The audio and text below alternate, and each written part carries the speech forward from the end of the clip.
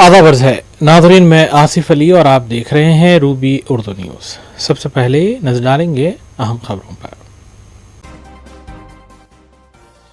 मगरबी बंगाल में ममता बनर्जी का 15 साल इख्तिदार हुआ ढेर। बीजेपी पहली बार हुकूमत बनाने की सिमत गामजन, पार्टी कारकुनों का जश्न। केरला में कांग्रेस की क़यादत वाला यूडीएफ इत्तेहाद कामयाब। यूडीएफ की कामयाबी में इंडियन यूनियन मुस्लिम लीग का अहम रोल। आसाम में बीजेपी दोबारा हुकूमत बनाएगी। कांग्रेस और बदरुद्दीन अजमल की पार्टी को हजीमत का सामना। हैदराबाद के राजेंद्र नगर हुदूद में स्विमिंग पूल में नौजवान गिरफ्तार। मजलिस का जबरदस्त एहतजाज, स्विमिंग पूल मोहरबंद किया गया। पहाड़ी शरीफ पुलिस स्टेशन हुदूद के जलपल्ली में ऑक्सीजन टैंक में धमाका, 3 अफराद शदीद जख्मी, हालत नाजुक। इलाके में सनसनी और अफरा तफरी।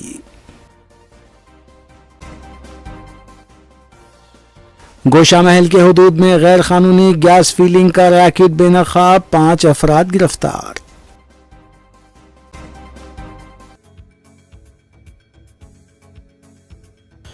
देखते हैं खबरों की तफसील।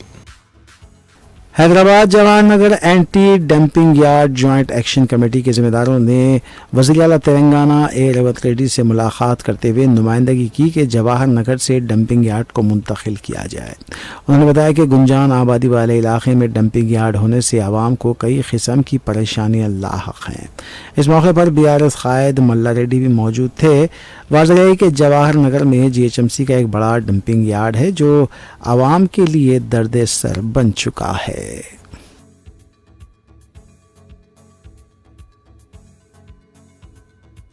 BRS पार्टी के कारगुजार सदर KT रामाराव ने इल्जाम लगाया है कि कांग्रेस हुकूमत बेंगलुरु से हैकर्स को लाकर BRS पार्टी के दफातर और लीडर्स की क़यामगाहों के पास CC कैमरों को हैक कर रही है।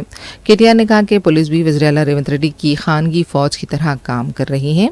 KTR ने वज़ीर आला रेवंत रेड्डी को खबरदार किया कि इस तरह की सरगर्मियों को बंद करें। KTR ने यह भी कहा कि करीमनगर में दिन दहाड़े ज्वेलरी शॉप में डकैती की वारदात होती है। दुकान के 4 मुलाजमीन हॉस्पिटल में जिंदगी और मौत की लड़ाई लड़ रहे हैं। अमन कानून की अबतर हालत पर वज़ीर आला को शर्म आनी चाहिए। हुक्मरानी पर तवज्जो दें वरना आवाम इसका सबक सिखाएंगे। KTR ने पीर के दिन जेल में महरूज कृषांक से मुलाकात की। దోపిడీని బయటికి తీసుకొచ్చే ప్రయత్నం చేసినా వారిని ఇబ్బంది పెట్టడానికి, వారి గొంతు నొక్కడానికి అడ్డమైన కేసులు, పనికిమాలిన వేధింపులు అన్నట్టుగా నడుస్తూ ఉంది. మా సోదరుడు మన్నె క్రిషాంక్ గారు విద్యార్థి ఉద్యమంలో ఉస్మానియా యూనివర్సిటీ నుండి ఒక ధృవతార మాదిరిగా ఆనాడు అప్పుడున్న ప్రభుత్వానికి వ్యతిరేకంగా పోరాటం చేసి, మరి పోరాటంలో ముందుండి నడిచి తర్వాత క్రమక్రమంగా తెలంగాణ రాష్ట్రం వచ్చిన తర్వాత పెద్దలు కేసీఆర్ గారి ఆశీస్సులతో తెలంగాణ స్టేట్ మినరల్ డెవలప్మెంట్ కార్పొరేషన్కి చైర్మన్గా పనిచేసిన ఒక బాధ్యత కలిగిన సోదరుడు. స్వయంగా తాను కూడా ఒక న్యాయవాది, చదువుకున్న పిల్లోడు, PhD చేసిన పిల్లోడు.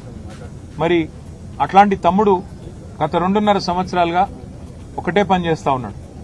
ఈ ప్రభుత్వంలో జరుగుతున్న అవినీతిని అడుగడుగునా ప్రశ్నిస్తున్నాడు, బయటపెడుతున్నాడు. ప్రభుత్వం చేస్తున్న అరాచకాల్ని ఎప్పటికప్పుడు వెలుగులోకి తెస్తా ఉన్నాడు, ప్రజల దృష్టికి తెస్తా ఉన్నాడు.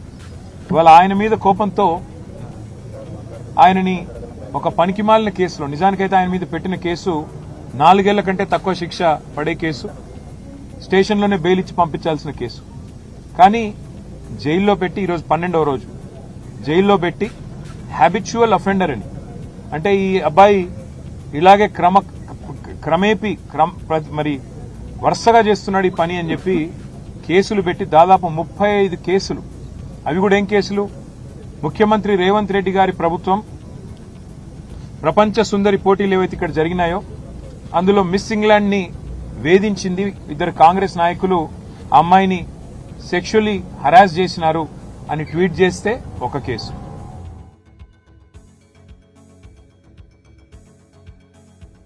वज़ीर सेहत दामद राज नरसिम्हा ने कहा है कि उस्मानिया जनरल हॉस्पिटल कॉम्प्लेक्स की तामीर का काम गोशा महल में तेजी से जारी और हुकूमत ने 2027 के अख्तिताम तक कॉम्प्लेक्स की तकमील का निशाना मुकर्रर किया है। उन्होंने कहा कि आवाम के लिए इंतहाई असरी सहूलियात के साथ हॉस्पिटल की नई इमारत तामीर की जा रही है, जिसमें असरी टेक्नोलॉजी के अलावा बेहतर इंफ्रास्ट्रक्चर की सहूलतें रहेंगी। वज़ीर सेहत के मुताबिक मरीजों को बेहतर तिबी सहूलियात की फराहमी हुकूमत का बुनियादी मकसद है और डॉक्टर्स के अलावा हेल्थ केयर स्टाफ के लिए बेहतर सहूलियात हासिल रहेंगी। रियासत के मुख्तलिफ अजला के अलावा दीगर रियासतों से मरीज उस्मानिया हॉस्पिटल रुजू होते हैं। उस्मानिया मेडिकल कॉलेज की ग्रेजुएशन डे तकरीब से खिताब करते हुए दामोदर राज नरसिम्हा ने ग्रेजुएट्स को मुबारकबाद पेश की और कहा कि तिब एक इंतहाई मोतबर और आवाम के लिए काबिल भरोसा पेशा है। इस पेशे को इख्तियार करते हुए कमर्शियल बुनियादों की बजाय इंसानी हमदर्दी की बुनियाद पर गरीबों का इलाज किया जा सकता है। गवर्नर शिव प्रताप शुक्ला ने तुलबा में डिग्री तकसीम की। वाइस चांसलर कॉलेजी Narayan Rao health university doctor Ramesh Reddy, director medical education Narendra Kumar और प्रिंसिपल उस्मानिया मेडिकल कॉलेज राजा राव भी इस मौके पर मौजूद थे।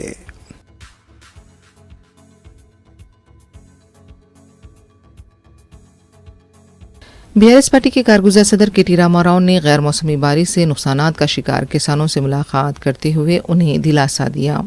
केटीआर ने कहा कि हुकूमत की तरफ से फसल न खरीदे जाने पर किसानों का नुकसान हुआ है। रंगारेड्डी में गौरवैया नामी किसान की मौत हुई। महबूबाबाद जिले में वेंकन्ना बिजली के गिरने से फौत हो गया। उन्होंने कहा कि बारिश से फसलों को बचाने में नाकामी की वजह से 3 किसान फौत हुए हैं। उन्होंने कहा कि पूरी रियासत में 9,500 फसल खरीदी के मराकज़ होने चाहिए थे, लेकिन सिर्फ 6,000 मराकज़ ही खोले गए। संगारेड्डी में धान की खरीदारी का एक भी मरकज़ मौजूद नहीं है। उनका कहना था कि धान और फसल खरीदे जाने के पीछे बहुत बड़ा स्कैम है। ఏంటంటే వీళ్ళకు రైతులు అంటే ప్రేమ లేదు. ఇప్పుడు సారు గంగాతో మీరు వేసిన నల్లాలు ఊసిపోయి బంద్ చేయడానికి ఎవరు లేరు, రైతు లేరు. నల్లలు పూర రోడాన్ని నిలబెడుతున్నాయి. మొత్తం పైసలు ఢిల్లీకి పంపుతున్నారు. చెప్తున్నాడు మరి ఏతులు చెప్తున్నాడు. వీడెవరు తీస్తారు? ఎక్కడికి వాడు ఇతరాల మొగలు జీతం మురగట ధర దగ్గర ఎరగనూరు ఏతులు చెప్తే నీ పెండని మిడ్డేరు తీస్తాడన్నారంటే ఇప్పుడు మన దేశంలో అట్టగున్నది. నాడనేమో ఏతులు చెప్తే వీడెవరు చేయాలి? ఇట్లా తెలిసిన వాళ్ళు అడుగుతున్నారని ఏమని ఎరగనూరు ఏతులు చెప్తే పెండని మిడ్డేరు తీసినాడు. ఇక్కడ రాజకీయం చేయరా లంచ కొడుకు అంటే అవ్వడమో గంటలు చేస్తున్నాడు. హోంశాఖ మంత్రి మనకు దగ్గర పెట్టుకొని పోలీసు పుణ్యానికి మనకు వస్తున్నాం కదా, మా పంట తీసుకొని పైసలు ఇవ్వమంటున్నాం మేము. పుణ్యానికి దానం అడగకు వస్తున్నాం కదా. నిన్నటికి నిన్న రంగారెడ్డి జిల్లాలో గౌరయ్య అనే ఒక రైతు ఐకేపీ సెంటర్లో అక్కడనే నిలబడి ఎండ దెబ్బ తగిలి అక్కడనే చచ్చిపోయింది. వరి కుప్ప మీద అక్కడనే చచ్చిపోయిన పరిస్థితి. మహబూబాబాద్ లో వెంకన్న అనే రైతు ఒకటే రోజు, నేను చెప్పేది ఒకటే రోజు నిన్నటి. మహబూబాబాద్ లో వెంకన్న అనే రైతు నిన్న సెంటర్లో కూసోని ఆఖరికి వానబడేటట్టుంటే అటూరికి ఇటూరికి ఆ టార్పాలిన్ కప్పేందుకు ఆయన మరి పంటను కాపాడుకునేందుకు ప్రయత్నం చేసి అక్కడికక్కడ పిడుగుపడితే సెంటర్లోనే ఆ వెంకన్న గారు కూడా చచ్చిపోయింది. అంటే ఇవి ఖచ్చితంగా ప్రభుత్వం చేస్తున్న హత్యలు. ఇవి ఖచ్చితంగా ప్రభుత్వమే రైతులను వాళ్లను సంపేతందుకు వాళ్లకు ఊపిరి లేకుండా చేస్తున్న ప్రయత్నంగా కనబడతా ఉంది. నేను అడుగుతున్న ముఖ్యమంత్రి గారిని, ఒక్క సెంటర్ అన్న చూసినవా? పోయినవా? నీ మంత్రులు ఒక్క సెంటర్ కన్నా పోయినరా? ఎక్కడో పోయి రిబ్బన్ కటింగ్లు అన్నట్టు పోజులు కొట్టుడు తప్ప కొనుగోలు ఎట్లయితున్నాయి, పైసలు పడుతున్నాయా లేవా, జోక్తుండ్రా లేదా, 5-6 కిలోల తరుగు ఒక్కొక్క మరి సెంటర్లో ఇయ్యాలా? మీరు చూస్తే ఆ రోజుల్లో రేవంత్ రెడ్డి గారు చాలా మాట్లాడారు, కానీ ఇవాళ ఒక్కొక్క సెంటర్లో ఒక్కొక్క రైతు ఇబ్బంది పడతా ఉన్నాడు, అవస్థలు పడుతుంటే ఒక్క మంత్రి పత్తా లేడు, ఒక ఎమ్మెల్యే పత్తా లేడు, ఎక్కడోళ్ళక్కడ తప్పించుకుని తిరుగుడు తప్ప ఇంకోటి లేనే లేదు.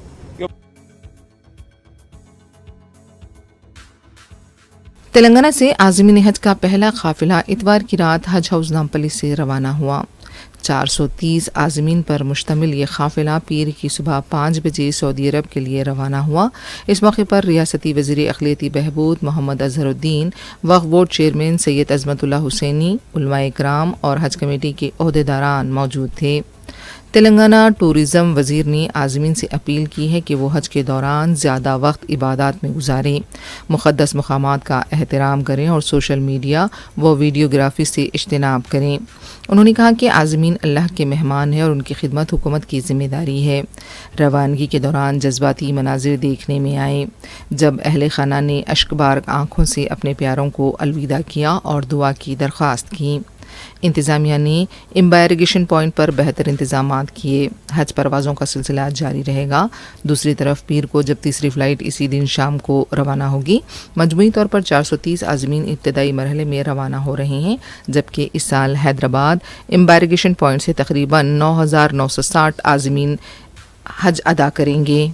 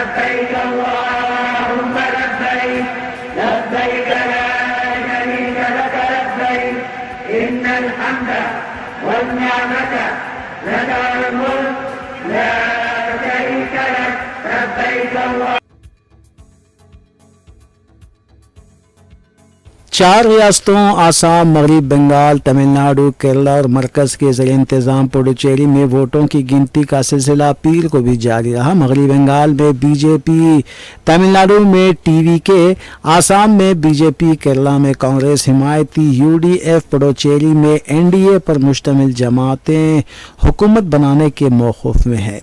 बहैसियत मजमूई इन इंतखाबात में बीजेपी को ज़बरदस्त फ़ायदा हुआ। मगरब बंगाल में भारतीय जनता पार्टी को बढ़तरी हासिल है और वो ममता बनर्जी की तृणमूल कांग्रेस को असेंबली इंतखाबात में शिकस्त देने की पोजीशन में है। हालिया अरसे में मुनक़िद हुए असेंबली इंतखाबात में तमिलनाडु के हैरान कुन नताइज हैं। तमिलनाडु असेंबली इंतखाबात के लिए डाले गए वोटों की गिनती जारी है। अब तक के रुझानात में बड़ा उलट फेर देखने को मिल रहा है। अदाकार विजय की पार्टी टीवीके ने रुझानात में हुक्मरान डीएमके और अपोजिशन एआईएडीएमके को पीछे छोड़ दिया है और हुकूमत बनाने के मौक़िफ़ में है।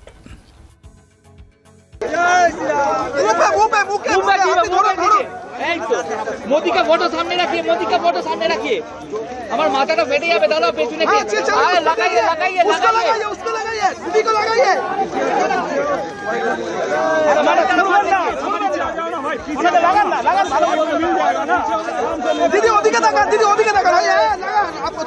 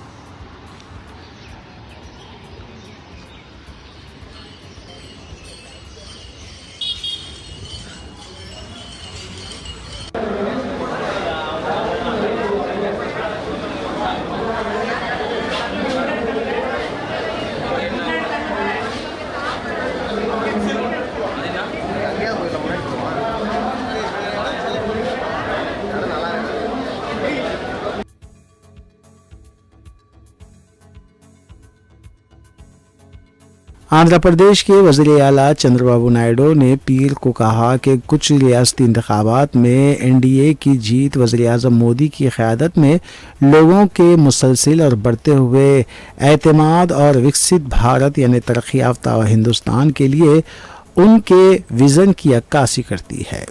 नायडू ने एक्स पर एक पोस्ट में कहा, एनडीए की आज की जीत इज़्ज़त माब वज़ीर आज़म नरेंद्र मोदी जी की क़यादत में लोगों के मुसलसिल और बढ़ते हुए एतमाद की अक्कासी करती है और उनके विकसित भारत के विज़न की अक्कासी करती है। एन चंद्रबाबू नायडू ने कहा कि इंतखाबी नताइज एनडीए को लोगों की उमंगों के संगम के तौर पर तक़वियत देते हैं, जिसकी रहनुमाई सबका साथ, सबका विकास, सबका विश्वास के जज्बे से होती है। उन्होंने कहा कि इस नतीजे के साथ विकसित भारत की तरफ सफ़र को मज़ीद तक़वियत मिली है।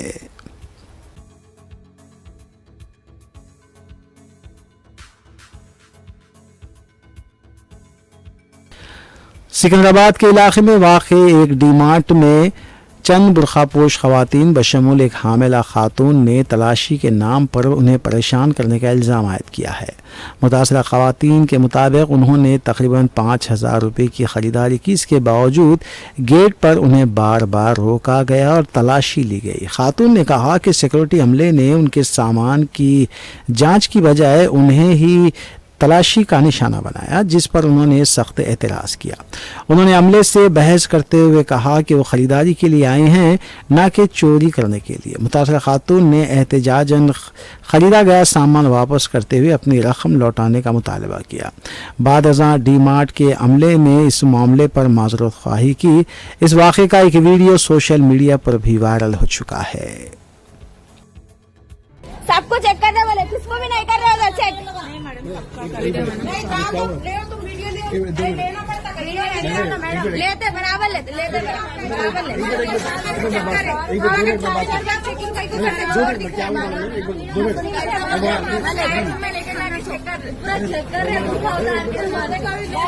देखो 3 बार चेक कर रहे हो, 3 बार सुनो मैडम, हम लोग प्रेग्नेंट लेडीज सॉरी बोलने से नहीं होता, सॉरी बोलने से नहीं होता। ये वापस करो, पूरे पैसे दो हमारे। मैं आपको प्रॉब्लम सॉल्व करता हूं। नहीं बोलो बोलो, कैमरे के सामने बोलो। अब निकल दीजिए, कैमरा निकाल दीजिए, बोलो सामने बोलो।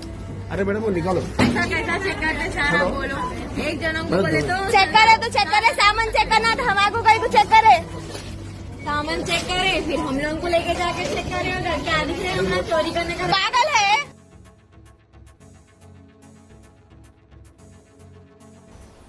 मलकाजगिरी जिले में केसरा पुलिस ने इतवार 3 अप्रैल को जायदाद की खरीदारों से मुबैना तौर पर धोखाधड़ी करने के इल्ज़ाम में 6 अफराद को गिरफ्तार किया। उनके कब्जे से ज़मीन के जाली रजिस्ट्रेशन दस्तावेज़ात बशमूल जाली लिंक के दस्तावेज़ात और जाली जवाबी दस्तखत व दीगर अशिया जब्त की। ये केस नामपल्ली के एक रिटायर्ड मुलाजिम की शिकायत पर दर्ज किया गया था, जिसकी शिनाख्त रविंद्रा के तौर पर की गई है।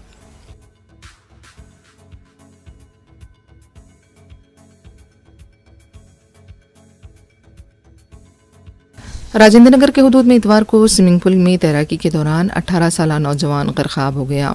तफसीलात के मुताबिक SYR स्विमिंग पूल में आसिफ नगर का साकिन कासिम पाशा तैराकी के लिए गए थे, ताहम वो मुबैना तौर पर गहरे पानी के हुदूद में दाखिल हो गए और गरकाब हो गए।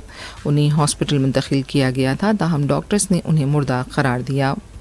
इत्तला मिलते ही सदर मजलिस बैरिस्टर असदुद्दीन अवैसी की हिदायत पर साबिक नुमाइंदा कॉरपोरेटर जफर खान और मजलिस के कारकुन स्विमिंग पूल पहुंच गए और इंतज़ामिया के खिलाफ एहतजाज किया। स्विमिंग पूल को मोहरबंद कर दिया गया है। मुकामी लोगों ने बताया कि स्विमिंग पूल में जिम्मेदार अमला भी मौजूद नहीं था और ना ही नौजवान को बाहर निकालने की कोशिश की गई। नुमाइंदा कॉरपोरेटर्स की निगरानी में लाश को हॉस्पिटल पोस्टमार्टम के लिए लाया गया। SHO मुत्तू यादव ने बताया कि पुलिस CCTV के जरिए इस मामले की जांच करेगी। जिम्मेदार अफराद के खिलाफ कार्रवाई की जाएगी। मजलिस ने इस पूरे मामले में सख्त कार्रवाई का मुतालबा किया है।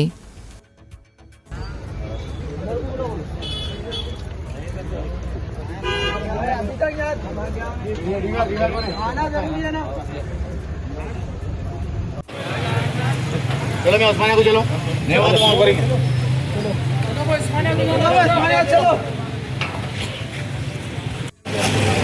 अरे ये वाला एम्बुलेंस ये वाली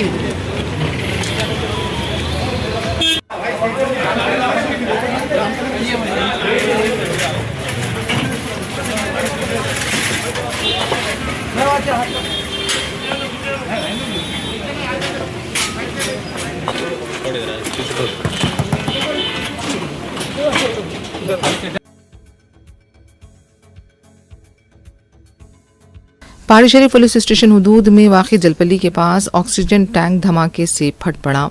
इस वाक़े में 3 अफराद जख्मी हुए हैं। धमाके की शिद्दत से आसपास के बाज़ मकानों को भी नुकसान पहुंचने की इत्तला मिली है। 2 धमाकों की इत्तला मिली है। इलाके में सनसनी और अफरा तफरी देखी गई है। इत्तला मिलते ही पुलिस मुकाम वाक़या पहुंची। जख्मियों को इलाज के लिए हॉस्पिटल मुंतकिल किया गया है। मज़ीद तहक़ीक़ात जारी हैं। हादसे की वजूहात का अभी पता नहीं चल पाया है।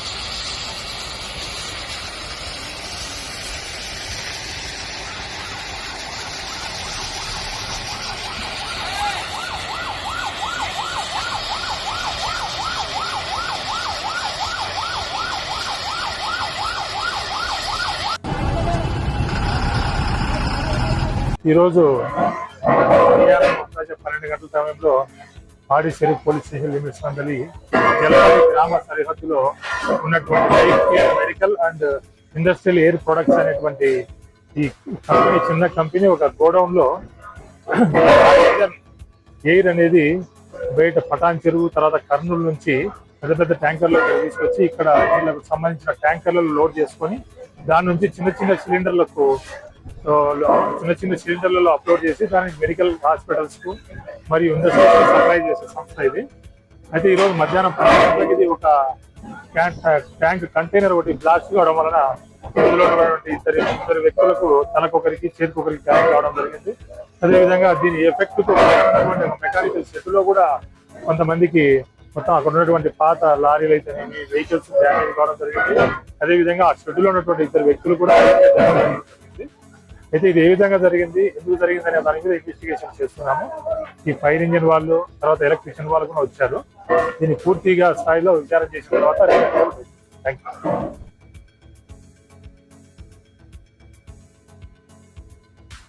गोशामहल पुलिस ने गैरकानूनी गैस रिफिलिंग में मुलविस 5 अफराद को गिरफ्तार किया है। पुलिस ने बताया कि छोटे और कमर्शियल सिलेंडर में गैस गैर कानूनी तरीके से भरी जा रही थी। इन अफराद को धमाकू एक्ट के तहत गिरफ्तार किया गया है। गिरफ्तार शुदगान की शिनाख्त साई कुमार, विनीत कुमार, प्रवीण कुमार, अमित कुमार और गणेश की हैसियत से की गई है। इनके कब्जे से 6 घरेलू सिलेंडर, 1 कमर्शियल सिलेंडर, 12 छोटे सिलेंडर और रीफिलिंग किट्स को जब्त किया गया है।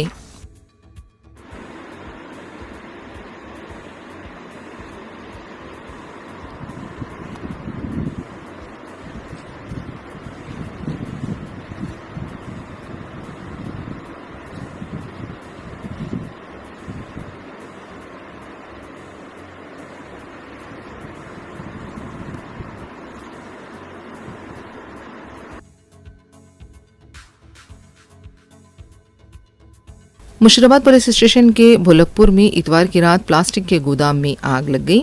आग के बुलंदशोलंग की वजह से गुंजान रिहायशी इलाके में सनसनी देखी गई और लोग घरों से निकल आए। बताया गया है कि कई दरख्त भी आग की जद में आकर खाकिस्तर हो गए। फायर ब्रिगेड ने मुकाम वाक़या पहुंचकर आग पर काबू पाया। किसी भी तरह के जानी नुकसान की कोई इत्तला नहीं मिली है।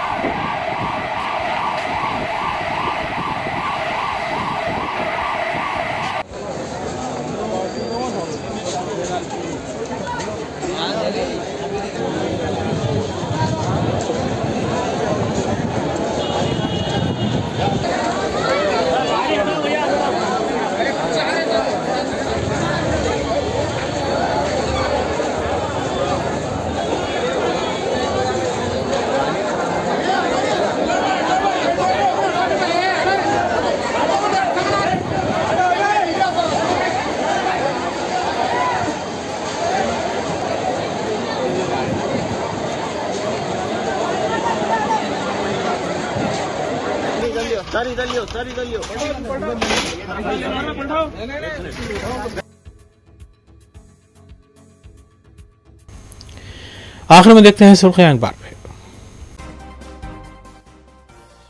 मगरबी बंगाल में ममता बनर्जी का 15 साल इख्तिदार हुआ ढेर। बीजेपी पहली बार हुकूमत बनाने की सिमत गामजन, पार्टी कारकुनों का जश्न। केरला में कांग्रेस की क़यादत वाला यूडीएफ इत्तेहाद कामयाब। यूडीएफ की कामयाबी में इंडियन यूनियन मुस्लिम लीग का अहम रोल। आसाम में बीजेपी दोबारा हुकूमत बनाएगी। कांग्रेस और बदरुद्दीन अजमल की पार्टी को हजीमत का सामना। हैदराबाद के राजेंद्र नगर हुदूद में स्विमिंग पूल में नौजवान गरक़ाब, मजलिस का जबरदस्त एहतजाज। स्विमिंग पूल मोहरबंद किया गया। पहाड़ी शरीफ पुलिस स्टेशन हुदूद के जलपल्ली में ऑक्सीजन टैंक में धमाका, 3 अफराद शदीद जख्मी, हालत नाजुक। इलाके में सनसनी और अफरा तफरी। गोशा महल के हुदूद में गैर कानूनी गैस फीलिंग का रैकेट बेनकाब, 5 अफराद गिरफ्तार।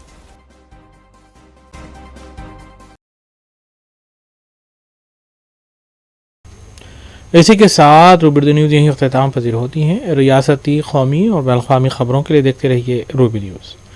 हम इस उम्मीद के साथ आपसे इजाज़त लेंगे कि आपका आने वाला दिन अच्छा होगा। अस्सलाम वालेकुम।